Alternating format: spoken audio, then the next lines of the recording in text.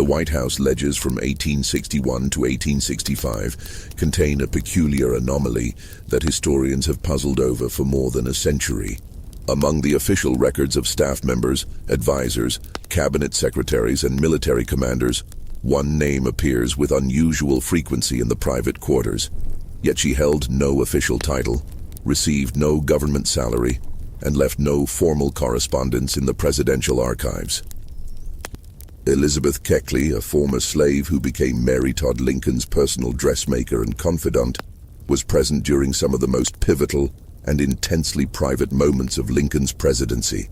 She witnessed conversations that shaped the nation's future, held dying children in her arms, stood in rooms where decisions of war and peace were made behind closed doors, and saw the first family in states of vulnerability that no photographer ever captured. When she finally broke her silence in 1868 with a controversial memoir titled Behind the Scenes, the backlash was so severe and coordinated that most copies were systematically bought up and destroyed within weeks of publication, and she spent the rest of her life, another 40 years of deliberate, calculated silence, refusing to speak about what she'd truly seen, heard, and understood during those blood-soaked years. The question that haunted Washington society for decades, whispered in parlors and debated in private clubs, was deceptively simple. What else did she know? What secrets were so dangerous, so potentially destructive to reputations and legacies, that they died with her in 1907, locked forever in a mind that had proven it could keep the confidence of the most powerful people in America? Before we continue with the story of Elizabeth Keckley, the woman who dressed the most powerful family in America while carrying the weight of their darkest secrets, I need you to do something. Subscribe to this channel and hit that notification bell, because the story you're about to hear has been buried, suppressed, and deliberately erased from the historical record for over a century. And in the comments below, tell me, what state are you listening from? I want to know where the truth seekers are gathered tonight, because this story touches every corner of this nation. The needle moved with mechanical precision through the silk, each stitch invisible to the naked eye, the thread tension perfect, the spacing exact. Elizabeth Keckley had learned this particular technique under circumstances she preferred not to remember, in a Virginia plantation house where mistakes were corrected with violence, where a young slave girl's hands had to be perfect or suffer consequences that left scars she still carried in 1860, faint white lines across her knuckles and the backs of her hands that she'd learned to hide with careful positioning. Now, at 37 years old, she sat in a modest but respectably appointed dressmaking establishment on 12th Street in Washington, D.C., a free woman with a reputation that had reached the highest circles of the capital. A reputation built stitch by painstaking stitch over years of work that had consumed her youth and nearly broken her spirit. The shop smelled of lavender sachets and fresh cotton, a deliberate choice to mask the coal smoke that perpetually hung over the city like a dirty curtain. Outside, beyond the clean windows with their tasteful displays of fabric samples and fashion plates from Paris, Washington was transforming itself from a sleepy southern town into something it had never been before. The capital of a nation tearing itself apart at the seams. It was November 1860, and the air itself seemed to vibrate with a tension that made people speak in hushed voices and glance over their shoulders. South Carolina was threatening secession, holding emergency conventions where men in expensive suits debated whether their allegiance to slavery outweighed their loyalty to the Union. Slave states across the South were following suit, and the newspapers were full of inflammatory rhetoric that promised blood and fire. And Abraham Lincoln, a prairie lawyer from Illinois, whom most of Washington society considered a crude frontier joke with his awkward height and his country accent, had just been elected president by a nation that hadn't even put his name on the ballot in most southern states. Elizabeth had built her freedom stitch by stitch, dollar by painful dollar. She'd purchased her own liberty and that of her son George for $1,200. a sum that represented 17 years of sewing late into the night by lamplight that damaged her eyes, of accepting commissions from women who looked through her as if she were furniture or wallpaper, of enduring the particular humiliation of being trusted with their bodies while being denied their basic respect, or even acknowledgement as a human being. She'd arrived in Washington in 1860 with letters of introduction from clients in St. Louis and a skill that transcended the color of her skin, though it could never entirely overcome it. Within months, she was dressing the wives of senators, cabinet members, and military officers, women who would praise her work effusively to their friends, while never inviting her to sit in their presence or offering her refreshment during long fitting sessions. Her hands never trembled, even when sewing for women who spoke casually about the inferiority of her race while she knelt at their feet, pinning hems and marking adjustments with chalk. She'd learned in slavery what many free people never mastered, the art of being simultaneously present and invisible, of hearing everything while appearing to listen to nothing, of absorbing information without showing any sign of comprehension or judgment. It was a survival skill, honed over decades of navigating a world where showing too much intelligence or awareness could be dangerous, even fatal. The door chimes rang on a cold February afternoon in 1861, and Elizabeth looked up from her work to see a woman who seemed constructed entirely of nervous energy and expensive fabric. Mary Todd Lincoln swept into the shop with the force of a small storm, her hooped skirts taking up half the available space, her eyes darting around the room as if cataloging everything for future reference or searching for hidden threats. She was shorter than Elizabeth had expected from the newspaper descriptions, with a round face that might have been pretty if not for the tightness around her mouth and eyes, the look of someone perpetually braced for criticism or betrayal. "Mrs. Keckley?" Her voice carried the soft edges of Kentucky, but sharpened and refined by years of social climbing in Springfield, Illinois, years of trying to prove herself worthy of a husband whose political ambitions had always exceeded his financial means. "I've been told you're the finest dressmaker in Washington, Mrs. McLean recommended you most highly, and Senator Davis's wife said you were the only modiste in the city who truly understands fashion. I certainly hope that's true, because I have an impossible task for you, and I need someone who won't fail me." Elizabeth rose from her chair with practiced grace, her posture perfect, her expression carefully neutral and professional. "I'll do my best to meet your needs, Mrs. Lincoln. Please, sit down and tell me what you have in mind." "I need an entire wardrobe, not just a few gowns, everything. Dresses for every possible occasion, state dinners, receptions, informal gatherings, morning calls, afternoon teas, evening entertainments. My husband is about to become President of the United States, and I will not be embarrassed by appearing in anything less than the finest fashion." Mary Todd Lincoln moved closer, and Elizabeth caught the scent of rose water and something else. Something medicinal and slightly bitter that she would later learn was laudanum, the opium-based tincture that so many women of the era used for everything from headaches to heartbreak.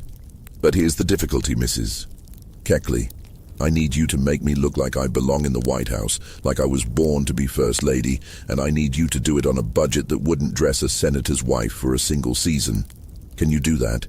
Can you make me look like what I need to be?" It was the beginning of a relationship that would consume the next 4 years of Elizabeth's life and haunt the 42 years that followed. What started as a straightforward business arrangement, dressmaker and client, with all the usual boundaries and expectations, evolved into something far more complex and dangerous. Not quite friendship, because the chasm of race and circumstance was too vast for that, too deeply carved by centuries of slavery and oppression. But an intimacy born of proximity and shared secrets, of long hours spent in close quarters, of vulnerability witnessed and confidences exchanged. Elizabeth would spend more time in the private quarters of the White House than most cabinet members. She would hold Mary Lincoln's hand through grief that would have destroyed a stronger woman. She would witness the president in moments of despair so profound that he seemed barely human, reduced to raw anguish by the weight of a war that was consuming the nation's sons by the tens of thousands. And she would see things that were never meant to be seen, hear conversations that were never meant to be heard, and carry knowledge that would make her a target for the rest of her life.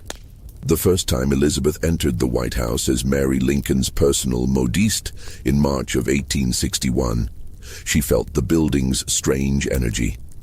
A place that was simultaneously the nation's most public symbol and its most private residence, where the line between governmental business and domestic life blurred in ways that created constant tension. The executive mansion in 1861 was not the fortress it would later become. Citizens could walk in off the street during certain hours. Office seekers and petitioners crowded the hallways from dawn until late evening, and the line between public and private space was dangerously, almost recklessly thin. The president's office was on the second floor, just steps away from the family's living quarters, and the constant traffic of politicians, military officers, and favor seekers meant that privacy was nearly impossible. Mary Lincoln's private chambers were on the second floor, a suite of rooms that she was already redecorating with a fervor that bordered on obsession, spending money that hadn't been appropriated and making decisions that would later come back to haunt her. Elizabeth would later understand that the spending, the constant acquisition of drapes, carpets, furniture, china, and clothes, was Mary's way of controlling something in a world that was spiraling beyond anyone's control, of creating beauty and order in the face of chaos and dissolution. "The newspapers call me a traitor because I was born in Kentucky," Mary said during one of their early fittings, standing in her undergarments while Elizabeth pinned a bodice, her fingers working quickly and efficiently. "They say I'm a Confederate sympathizer, that I'm passing information to the rebels, that I can't be trusted because my family owns slaves. My own brothers are fighting for the South, did you know that? 3 of them have joined the Confederate Army. One of them will die at Baton Rouge, another at Vicksburg, a third at Chickamauga. And people wonder why I can't sleep at night, why I need medicine just to get through the day." Elizabeth said nothing, her mouth full of pins, but she filed the information away in the mental catalog she was building. She was learning that Mary Lincoln needed to talk, needed someone who would listen without judgment or gossip, someone who couldn't use the information against her because her position in society was too precarious. And Elizabeth, trained by slavery to be the perfect confidant, knew instinctively how to hold secrets, how to create a space where powerful people felt safe unburdening themselves. The war came to Washington like a fever in the summer of 1861. The city transformed into an armed camp almost overnight. Soldiers filled the streets, their uniforms still new and clean, their faces still young and optimistic. Hospitals sprang up in churches and public buildings, preparing for casualties that everyone hoped wouldn't come, but feared were inevitable. The Potomac River became a highway for military transport, and the sound of drums and marching feet became the city's constant soundtrack.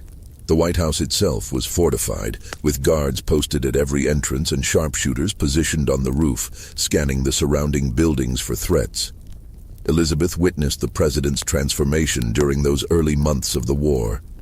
Abraham Lincoln had arrived in Washington as a gangly, awkward figure who told jokes at inappropriate moments and seemed uncomfortable in formal clothes, who walked with a shambling gait and spoke with a frontier accent that made sophisticated Easterners wince. But the weight of the war carved him into something else. A man who aged a decade in a single year, whose eyes took on a haunted quality that never entirely left them, whose face became a map of suffering that deepened with every casualty report. She was present one evening in August 1861, making adjustments to one of Mary's gowns in the First Lady's private sitting room, when the president entered without knocking, his face gray with exhaustion and something darker. He didn't seem to notice Elizabeth standing in the corner, her hands full of silk and thread, as invisible as she'd learned to make herself. "They're calling it a disaster," he said, his voice hollow and defeated. "Bull Run. We thought it would be a quick victory, a show of force to bring the rebels to their senses, to make them understand that the Union couldn't be dissolved by a vote. Instead, our boys ran. They broke and ran like rabbits, Mary. Congressmen and their wives had gone out to watch the battle like it was a sporting event, with picnic baskets and opera glasses. They had to flee for their lives when our army collapsed. And now McDowell is asking for more troops, more time, more everything, and I don't know if this nation has more to give. I don't know if I have more to give. Mary went to him immediately, and Elizabeth watched as the First Lady guided her husband to a chair with surprising gentleness, her hands gentle on his shoulders, her voice soft and soothing. "You'll find a way. You always do, Abraham. You've never failed at anything you truly set your mind to. Will I?" Lincoln looked up, and Elizabeth saw something in his face that terrified her. Doubt so profound it seemed to hollow him out from the inside, leaving just a shell of the confident leader the public saw. "I'm sending men to die, Mary. Boys, really. 18, 19 years old, farm boys who've never been more than 20 miles from home. And for what? To force states to remain in a union they've voted to leave? Sometimes I wake up at night and wonder if I'm the tyrant they say I am. If history will remember me as the man who destroyed the Republic in order to save it." Elizabeth's hands stilled on the fabric. She was hearing something no one was meant to hear. The private despair of a man who had to project absolute confidence to a nation watching his every move, analyzing his every decision. "You're preserving the nation," Mary said firmly, with a conviction that surprised Elizabeth. "And ending slavery. Don't forget that part, Abraham. Whatever else this war is about, whatever political calculations you have to make, it's about that too. It has to be." Lincoln was silent for a long moment, his large hands hanging between his knees, his shoulders slumped. When he spoke again, his voice was barely above a whisper. "I can't make it about slavery, not yet, not publicly. The border states would revolt. Kentucky, Maryland, Missouri, Delaware. We'd lose them all, and then we'd lose the war. I have to wait for the right moment, the right victory, before I can make that proclamation. And in the meantime, men like Frederick Douglass call me a coward and a compromiser, and maybe they're right. Maybe I am choosing political expediency over moral imperative." Elizabeth felt something shift in her chest, a complicated mix of emotions that she couldn't entirely name. She'd known, of course, that the war was connected to slavery. How could it not be? The South had seceded specifically to protect the institution that had held her in bondage for the first 33 years of her life. But hearing the president speak about it in such calculating terms, as a political tool to be deployed at the right moment rather than a moral imperative to be acted upon immediately, filled her with a complicated mix of hope, bitterness, and a kind of weary understanding. This was how power worked, not through grand moral gestures, but through careful calculation and compromise. She'd never told Mary Lincoln the full story of her enslavement, and she never would. How she'd been born in Dinwiddie County, Virginia, to a slave mother named Agnes, and a white father named Armistead Burwell, who never acknowledged her existence. How she'd been loaned to her master's son when she was 14 years old and subjected to 4 years of systematic abuse that resulted in the birth of her son, George. How she'd been beaten by a schoolmaster hired specifically to break her spirit because her master thought she was too proud, too intelligent, too aware of her own worth. How she'd sewn her way to freedom with fingers that sometimes bled onto the fabric, leaving stains she had to carefully hide or explain away. How she'd spent 17 years accumulating the money to purchase her own body and her son's. 17 years of being property working to stop being property. The Lincolns knew she'd been a slave, of course. It was part of her story, part of what made her acceptable in certain circles, the noble slave who had lifted herself up through hard work and talent. But they didn't know the texture of it, the daily humiliations and terrors that had shaped her into someone who could stand silently in a corner and hear the president's despair without flinching, without offering unwanted comfort or judgment. The autumn of 1861 brought a different kind of tension to Washington. The war had settled into what people were beginning to realize would be a long, grinding conflict rather than the quick resolution everyone had hoped for. The casualty lists grew longer with each engagement. The hospitals filled with wounded men, and the sound of ambulance wagons became a constant presence in the streets. And Mary Lincoln's spending accelerated, as if she could somehow ward off the darkness by surrounding herself with beautiful things. Elizabeth was fitting Mary for a new gown one October afternoon, when the First Lady suddenly grabbed her wrist with surprising strength, her fingers digging in hard enough to leave marks. "I need to tell you something," Mary said, her eyes feverish and slightly unfocused. "Something I can't tell anyone else. Something that would ruin me if it became public. Will you keep my confidence, Elizabeth? Will you swear it?" "Of course, Mrs. Lincoln," Elizabeth said carefully, though a part of her wanted to refuse, wanted to avoid whatever burden was about to be placed on her shoulders. "I'm in debt. Terrible debt. I've spent more than $27,000 on redecorating the White House, and Congress only appropriated $20,000. I've been hiding the bills, putting off the merchants, making promises I can't keep. If Abraham finds out, if the newspapers find out, they'll destroy me. They'll say I'm frivolous and wasteful while soldiers are dying. And they'll be right, Elizabeth. They'll be right, and I can't stop myself. I can't stop buying things, can't stop trying to make this place beautiful, because if I stop, if I sit still for even a moment, I'll have to think about my brothers fighting against my husband, about the fact that half the country thinks I'm a traitor, about the possibility that we might lose this war and everything will have been for nothing." Elizabeth felt a wave of anger that she carefully suppressed, keeping her face neutral and sympathetic. Mary Lincoln had spent in a single year more than Elizabeth had earned in her entire life, had spent it on luxuries she didn't need, while Elizabeth had sewn for 17 years to buy her own body. But she also felt pity, because she could see that Mary was trapped in her own kind of slavery to her insecurities, her need for validation, her terror of being judged and found wanting. "I'll help you however I can, Mrs. Lincoln," Elizabeth said, though she had no idea what that help would entail or what price she would eventually pay for offering it. The winter of 1862 brought a horror that dwarfed all the political and financial concerns.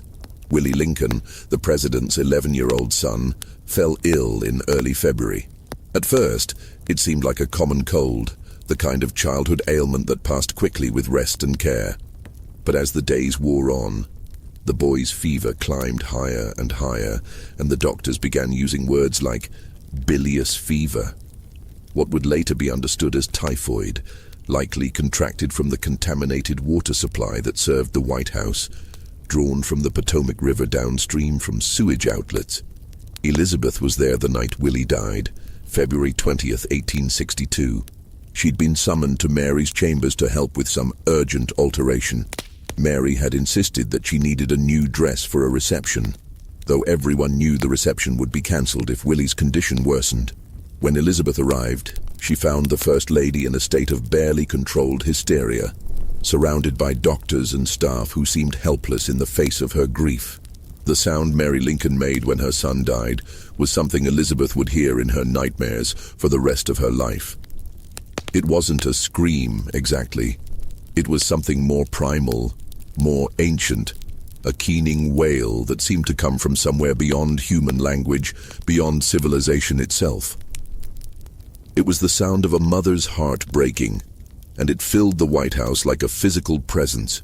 The president had to physically carry his wife from the room, and Elizabeth watched as this tall, ungainly man cradled his wife like a child, his own face a mask of anguish so profound it seemed to age him another decade in a single moment. She heard him say, his voice breaking, "You must control yourself, Mary. You must, or you'll go mad. Think of Tad. Think of Robert. They need you." But Mary Lincoln did go mad in a way. Not the dramatic, institutionalizable madness that would come later, after the assassination, but a quieter unraveling that manifested in seances and spending sprees, in paranoid accusations against staff members she was convinced were stealing from her or plotting against her, in an inability to enter the room where Willie had died. Elizabeth became her anchor during those dark months, the one person Mary seemed to trust completely, the one person who could calm her when the grief threatened to overwhelm her entirely. It was during this period that Elizabeth began to understand the true nature of her position. She wasn't just a dressmaker.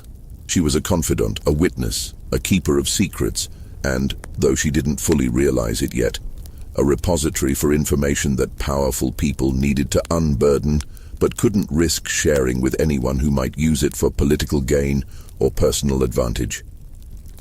One afternoon in May 1862, while Elizabeth was fitting Mary for yet another black mourning dress, the First Lady would wear nothing but black for over a year, Mary suddenly grabbed her hand with desperate strength.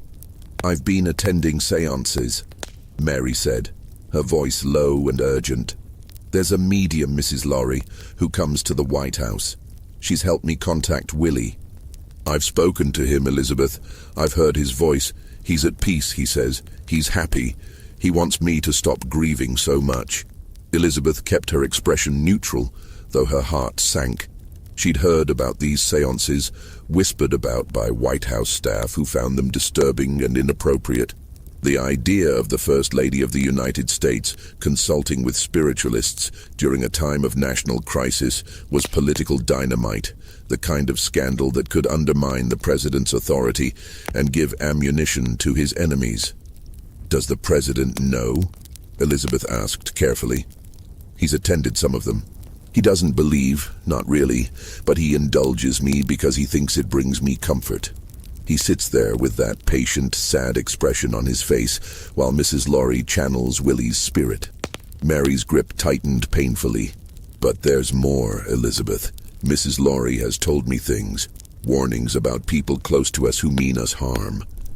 She says there are conspirators in the White House itself, people who want to see Abraham dead, who are working with the Confederates to bring down the government. She's given me names, Elizabeth, names of people I thought were loyal." Elizabeth felt a chill that had nothing to do with the temperature of the room. "Mrs. Lincoln, perhaps these seances aren't... You think I'm mad." Mary released her hand abruptly, her expression hardening. "Everyone thinks I'm mad, but I know what I know. There are people who want to destroy us, Elizabeth. And when this war is over, when Abraham has saved the Union, they'll come for us. They'll try to ruin us, to expose every mistake, every secret, every moment of weakness. And there are so many secrets, Elizabeth. So many things that can never come to light." The comment hung in the air between them, heavy with implication and threat. Elizabeth wanted to ask what secrets Mary meant, but something in the First Lady's expression stopped her. Some doors, once opened, couldn't be closed. Some knowledge was too dangerous to possess. The Emancipation Proclamation came in September 1862, preliminary and frustratingly limited, applying only to states in rebellion and leaving slavery intact in the border states that had remained loyal to the Union. Elizabeth read it in the newspaper with tears streaming down her face, sitting alone in her shop on 12th Street after all her assistants had gone home. It wasn't everything. It didn't free the slaves in Kentucky or Maryland or Missouri, didn't address the fundamental question of whether black people would ever be truly equal in America, didn't undo the centuries of oppression and violence. But it was something. It was a beginning, a crack in the wall that had seemed impenetrable. She was at the White House the next day and found the president in an unusually reflective mood. He'd come to Mary's chambers to see how a particular dress was progressing.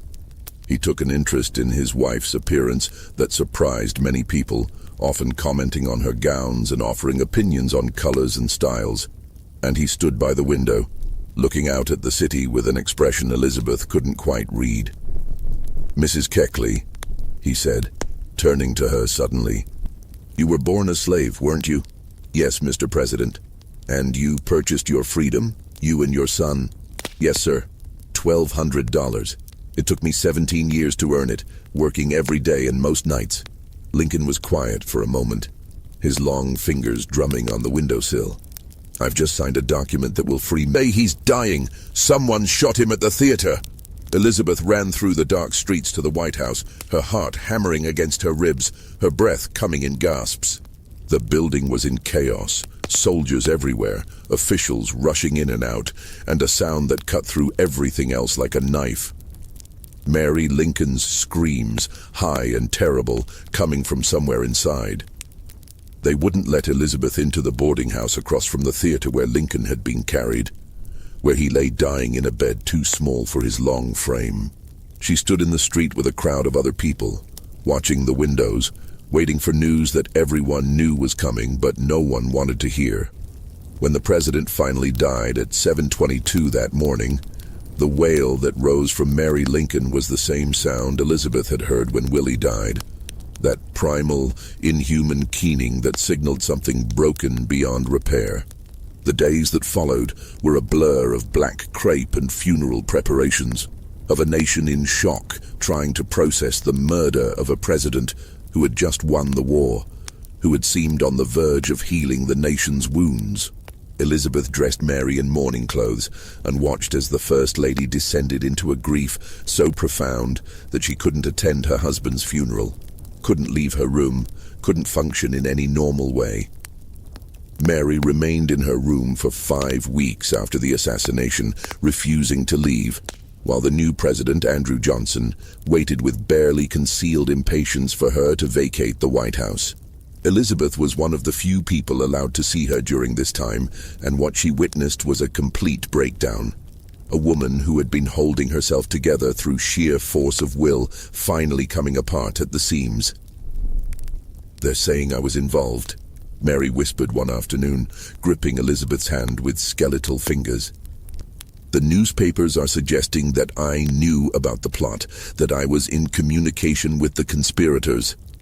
They're saying my Southern sympathies, my brothers fighting for the Confederacy, that it all adds up to treason. They're going to destroy me, Elizabeth. They're going to take everything I have and leave me with nothing." "No one believes that, Mrs. Lincoln," Elizabeth said, though she wasn't sure it was true. The newspapers were full of wild speculation and conspiracy theories, and Mary's name appeared in many of them. "Don't they? I'm not so sure. There are things I did, Elizabeth, things I'm not proud of. The debts, the spending, the arrangements I made. If they investigate too closely, if they start asking the wrong questions, they'll find things that will confirm their worst suspicions." It was during this period, in the depths of Mary's grief and paranoia, that she made a request that would change Elizabeth's life forever. "I need you to help me sell my clothes," Mary said one afternoon, her voice flat and lifeless, all emotion drained away. "All of them. The dresses, the jewelry, the shawls, everything. I'm destitute, Elizabeth. Abraham left me almost nothing, just a small pension that won't even cover my debts. I have to raise money somehow, and my clothes are all I have. You have to help me. You're the only one I can trust." Elizabeth stared at her in disbelief and growing horror. "Mrs. Lincoln, you can't sell your clothes. The newspapers would." "I don't care about the newspapers." Mary's voice rose to a shriek, the first real emotion Elizabeth had seen from her in days. "I don't care about anything except survival. Don't you understand? I'm going to be destroyed either way. At least if I sell my clothes, I might be able to pay my debts, might be able to avoid complete ruin. Will you help me or not?" Against her better judgment, against every instinct that told her this was a terrible idea, Elizabeth agreed. Over the next 2 years, from 1867 to 1868, she would travel to New York multiple times, attempting to sell Mary Lincoln's wardrobe to brokers and collectors. It was a humiliating, degrading process that exposed both women to public ridicule and scorn. The newspapers had a field day. The widow of the martyred president, reduced to peddling her used clothes like a common pauper, like a woman of the street selling her possessions to survive. But worse than the humiliation was what Elizabeth learned during this process. As she sorted through Mary's possessions, cataloguing dresses and jewelry and shawls, she found evidence of the financial improprieties she'd witnessed. Receipts tucked into pockets, letters folded into bodices, documents that revealed the full extent of Mary's corruption during the White House years.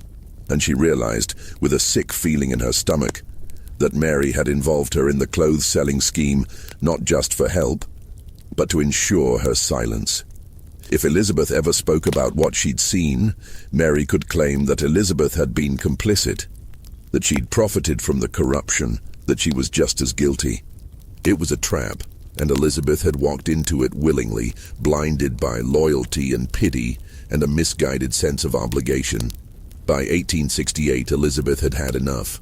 The clothes-selling scheme had failed spectacularly. They'd raised only a fraction of what Mary needed, and the publicity had been disastrous. Mary Lincoln had turned on her, accusing her of theft and betrayal, of mishandling the sales and keeping money that rightfully belonged to her.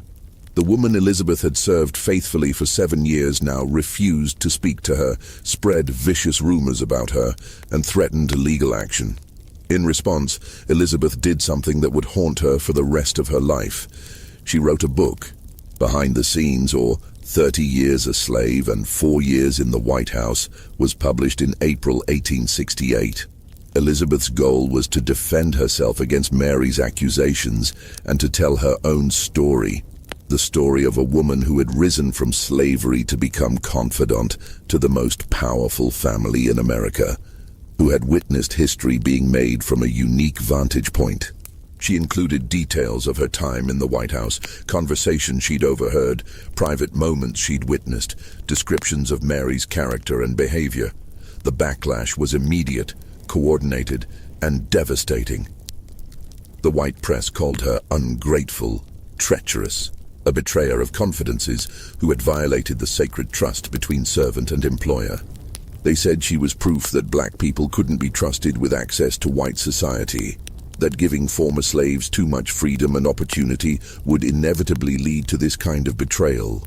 The black press was divided. Some praised her courage in telling her story, but others felt she'd violated an unspoken code, that she'd confirmed white America's worst fears about giving black people access to power and privilege, that she'd made it harder for other black people to gain similar positions of trust. Mary Lincoln never spoke to her again. Most of Elizabeth's wealthy white clients abandoned her, unwilling to risk having their private lives exposed in a future memoir. The book was a commercial failure. Most copies were bought up and destroyed by Mary's allies and the Lincoln family, who wanted to suppress the revelations it contained and protect the martyred president's legacy. But the worst part, the part that would haunt Elizabeth for the remaining 40 years of her life, was what she had left out of the book. The real secrets, the financial corruption, the selling of pardons and access, the seances and paranoia, the president's moments of despair and doubt, the mysterious late-night meetings and coded messages, the suggestions of connections to Confederate sympathizers. She'd kept those to herself. The book was controversial enough with the relatively innocuous details she'd included. If she'd revealed everything she knew, everything she'd seen and heard and understood, it would have destroyed Mary Lincoln completely and likely tarnished Abraham Lincoln's legacy in ways that might never be repaired. So she made a choice. She would keep the real secrets, the dangerous ones, the ones that could reshape the historical understanding of the Lincoln presidency, locked inside her for the rest of her life. The years after the book's publication were hard in ways that Elizabeth had never experienced, even during slavery. At least in slavery, she'd known where she stood, had understood the rules and boundaries. Now she was in a kind of limbo, free but not free, with a reputation in tatters and a business that had collapsed. Her dressmaking shop closed within a year. She lived on the edge of poverty, taking in sewing work when she could find it, doing alterations and repairs for women who would never invite her into their homes, relying on the charity of friends and former clients who remained loyal despite the scandal. Her son George had died during the war, killed in August 1861 at the Battle of Wilson's Creek in Missouri while fighting for the Union. A cruel irony that she'd lost her only child, the son she'd worked 17 years to free, to the conflict that was supposed to bring freedom to people like them. She was alone in the world, with no family, few friends, and a burden of secrets that grew heavier with each passing year. She never wrote another book, never gave interviews about her time in the White House, never spoke publicly about the Lincolns again. When people asked her about those years, she would smile politely and change the subject, deflecting questions with practiced ease. The secret she carried became heavier with each passing year, a burden that shaped her into someone increasingly isolated and alone, someone who had learned that knowing too much was its own kind of curse. In 1892, 24 years after the book's publication, a journalist tracked Elizabeth down to the small room where she was living in Washington, barely scraping by on sewing work and the occasional small donation from former clients who remembered her. He wanted to interview her about the Lincoln assassination, about the conspiracy theories that had proliferated in the decades since that terrible night, about the persistent rumors that Mary Lincoln had been involved in some way. "There are people who say Mary Lincoln was involved," the journalist said, his pencil poised over his notebook, his eyes bright with the prospect of a sensational story. "That she knew about the plot, maybe even facilitated it. That her debts made her vulnerable to pressure from Confederate sympathizers, that she was passing information to the South throughout the war. You were there, Mrs. Keckley. You knew her better than almost anyone. You saw her in private moments that no one else witnessed. What do you think? Was Mary Lincoln a traitor?" Elizabeth looked at this young man, so eager for a sensational story, so convinced that he could uncover the truth that had eluded everyone else, and felt a wave of exhaustion so profound it was almost physical. She could tell him what she knew about Mary's debts and her desperate need for money, about the strange men who had visited the White House in those final weeks, about conversations that had seemed innocent at the time, but took on sinister meaning in retrospect. She could tell him about the seance where Mrs. Laurie had warned of danger, about Mary's insistence that there were conspirators close to the president, about how Mary had seemed almost unsurprised when the news of the assassination came, as if she'd been expecting it. She could tell him about the letters Mary had burned, about the coded messages in newspapers, about the Southern gentleman who had warned Mary about certain letters and certain financial transactions that could never come to light. She could tell him about the night she'd overheard Mary arguing with someone about the plan and the timing and making sure there were no traces. But what good would it do? Mary Lincoln was dead now, had died in 1882, mad and alone in her sister's house in Springfield, her mind finally broken by grief and guilt and whatever secrets she'd carried to her grave. Abraham Lincoln was a martyr, a secular saint whose legacy was still being fought over by politicians and historians, whose memory had become a symbol of national unity and moral righteousness.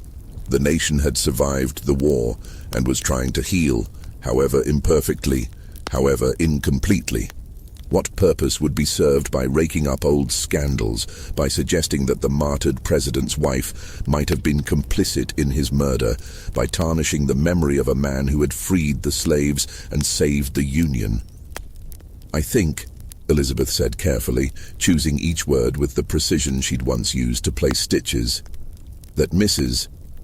Lincoln loved her husband in her own complicated way, and I think grief and guilt can look very similar from the outside, that people who are grieving often act in ways that seem suspicious or strange to those who don't understand the depths of their pain. That's all I have to say on the matter." The journalist left disappointed, and Elizabeth returned to her sewing, her hands moving with the same mechanical precision they'd had for more than 60 years. She'd made her choice long ago, to be a keeper of secrets rather than a teller of truths, to protect the dead even when they hadn't protected her in life. It was a choice that had cost her dearly, but it was the only choice she could live with, the only choice that allowed her to sleep at night. Elizabeth Keckley died on May 26, 1907, at the age of 89, in the Home for Destitute Women and Children in Washington, D.C., a charity institution that provided shelter for the poor and elderly, a place where the woman who had once dressed the First Lady of the United States ended her days in poverty and obscurity. She'd outlived everyone from those White House years, the Lincolns, the cabinet members, the generals and politicians who had shaped the war and its aftermath. She'd lived long enough to see the promise of Reconstruction betrayed, to watch as Jim Crow laws reimposed a different kind of slavery on her people, to witness the slow erasure of the hopes that had briefly flourished in the wake of emancipation. In her final years, she'd sometimes talk about the Lincolns to the other residents of the home, but always in vague, nostalgic terms. Mrs. Lincoln had such refined taste, or the president was a kind man, kinder than people knew. She never revealed the secrets she'd kept for 50 years, never unburdened herself of the knowledge that had made her both privileged and cursed, both insider and outsider, both witness and accomplice. When she died, she left behind almost nothing, a few pieces of furniture, some sewing supplies, and a small trunk of papers that she'd requested be burned without being read. The staff at the home honored her request, and whatever final secrets those papers contained, letters, diary entries, documents that might have answered the questions that had haunted historians for decades, went up in smoke, lost forever. But the questions remained, passed down through generations of historians and Lincoln scholars, debated in academic journals and popular books. What had Elizabeth Keckley really seen during those 4 years in the White House? What had she known about Mary Lincoln's financial dealings, about the corruption and influence peddling that had gone on behind the scenes? Had she witnessed conversations that would have changed the historical understanding of Lincoln's presidency? Had she known something about the assassination that she'd taken to her grave? Was Mary Lincoln involved in the plot? Or was she just a troubled woman whose behavior had been misinterpreted by people looking for conspiracies? The truth is that we'll never know. Elizabeth Keckley made a choice to protect the people she'd served, even when they'd betrayed her, even when speaking out might have vindicated her or brought her financial security or historical recognition. She chose silence over revelation, loyalty over truth, protection over justice, and that choice defined the last 40 years of her life, shaped her into someone who carried the weight of history on shoulders that had already carried the weight of slavery. There's a photograph of Elizabeth from her later years, taken sometime in the 1890s. She sits very straight in a high-backed chair, her hands folded in her lap, her expression serene but distant, her eyes looking directly at the camera but seeming to see something beyond the photographer, beyond the moment. Perhaps looking back at those years in the White House, at the secrets she carried, at the choices she'd made and the prices she'd paid. Those eyes had seen a president in his moments of deepest despair, had watched him struggle with decisions that would determine the fate of millions. They'd watched a first lady descend into madness and corruption, had witnessed the private face of power stripped of its public dignity and revealed in all its human frailty and weakness. They'd seen things that were never meant to be seen, heard conversations that were never meant to be heard, understood connections and implications that were never meant to be understood.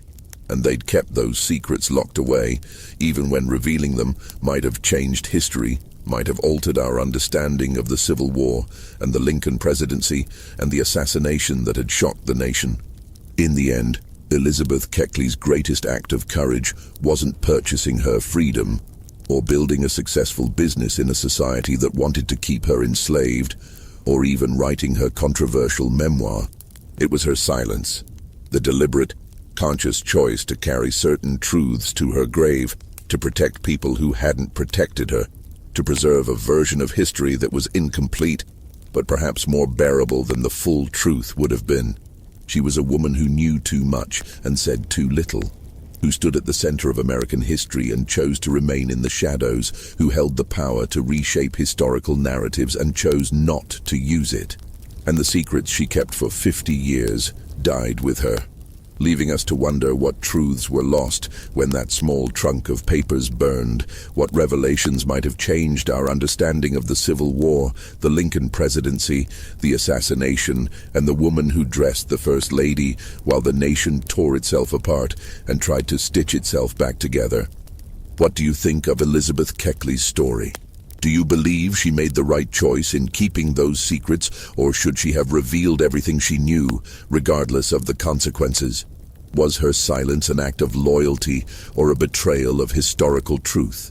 And what do you think was really in that trunk of papers that she had burned? Just personal letters or evidence of something darker, something that would have changed everything we think we know about the Lincoln presidency? Leave your thoughts in the comments below. I want to hear what you think, what theories you have about what she really knew. And if this story gave you chills, if it made you think about the price of proximity to power and the weight of secrets that can never be told, then hit that like button, Share this video with someone who loves dark historical mysteries and subscribe to Liturgy of Fear for more stories like this. Because history isn't always what we're taught in school. Sometimes the most important truths are the ones that were deliberately buried, the ones that died with the people who knew them. Until next time, keep questioning what you think you know, and remember that the people who stand in the shadows often see more than those who stand in the light.